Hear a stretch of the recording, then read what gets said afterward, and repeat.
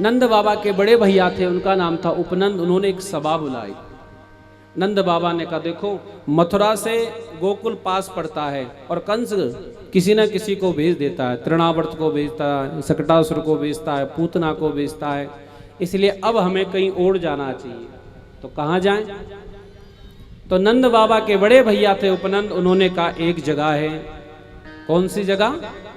सुखदेव जी ने कहा, वनम वृंदावनम नाम पसव्यम नवकाननम गोप गोपी गवाम सेव्यम पुण्याद्रि तृणवेरुदम। एक जगह है, उसका नाम है वृंदावन। बोलिए वृंदावन धाम की जय।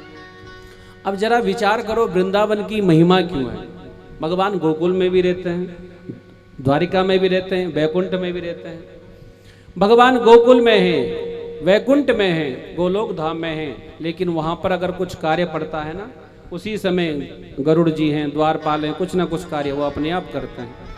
लेकिन केवल और केवल वृंदावन की भूमि ऐसी है जिस वृंदावन की भूमि को भगवान के चरणों का स्पर्श प्राप्त हो रखा है। भगवान गैया चराने जाते, मैया कहती चप्पल पहन ले। भगवान कहते पहले जब मेरी गैया मैया नंगे पांव जाएगी तो हम भी नंगे पांव जाएंगे। इसलिए वृंदावन की भूमि को भगवान के चरणों का स्पर्श प्राप्त हो रखा है। इसलिए आपने देखा होगा, लोग वृंदावन में जाते हैं, वहां की जो ब्रजरज है उसको अपने मस्तक पर लगा देते हैं, उस ब्रजरज को अपने मुख पे रखते हैं, ब्रजरज में लौटने लग जाते हैं। वृंदावन के वृक्ष को मरम न जाने कोई, जहां डाल डाल और पात पे राधे राधे हो। देखो आपको एक सच्ची घटना सुनाए। एक बार वृंदावन में कोई बंबई का सेठ आया, उसको आश्रम बनाना था। जैसी आश्रम बनाने को उसी समय दो वृक्ष थे, उनको काटा तो उससे खून निकल आया। खून निकल आया तो सेठ जी बड़े घबरा गए। रात्रि को स्वप्न हुआ, उस समय दो ब्राह्मण और ब्राह्मणी आए। उन्होंने कहा, सेठ जी हम वृक्ष बनकर वृंदावन में भगवान की आराधना कर रहे थे, तुमसे बहुत बड़ा अपराध हो गया। उन्होंने कहा, इस अपराध का प्रायश्चित क्या है? फिर उन्होंने कहा कि अब इतना तुम नाम जपो, संतों का भंडारा करो, तब जाके इसका प्रायश्चित होगा। इसलिए वृंदावन के कण कण में, वृंदावन में एक जगह है निधिवन, जहां पर आज भी मनुष्य की क्या चले, बंदर तक बाहर आ जाते हैं। भगवान वहां आज भी रास रचाते हैं।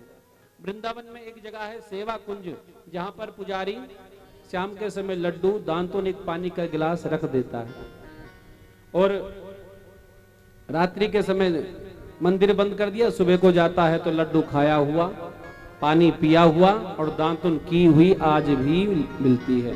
वृंदावनम परित्यज्य पादमेकं न गच्छति। भगवान कहते हैं वृंदावन को छोड़कर एक पग भी मैं कहीं बाहर नहीं जाता हूं। और केवल वृंदावन ऐसा है जिसको देखकर भगवान के हृदय में प्रेम प्रकट हो गया। भगवान के हृदय में भी प्रेम प्रकट करने की सामर्थ्य किसी की है तो वह वृंदावन है। वृंदावनम गोवर्धनम यमुना पुलिनानि च। भगवान ने गोवर्धन को देखा, यमुना को देखा, वृंदावन को देखा, भगवान के हृदय में प्रेम प्रकट हो गया। श्री वृंदावन धाम की। इसलिए जीवन में समय मिले तो अवश्य वृंदावन धाम जाना चाहिए। एक बार अयोध्या, 2 बार द्वारिका, 3 बार जाके त्रिवेणी में नहाओगे, 4 बार चित्रकूट, 9 बार नासिक में, 12 बार बद्रीनाथ घूम आओगे। होंगे जहां प्रत्यक्ष दर्शन श्याम श्यामा के, वृंदावन सा आनंद और नहीं कहीं पाओगे। बोलिए वृंदावन धाम की।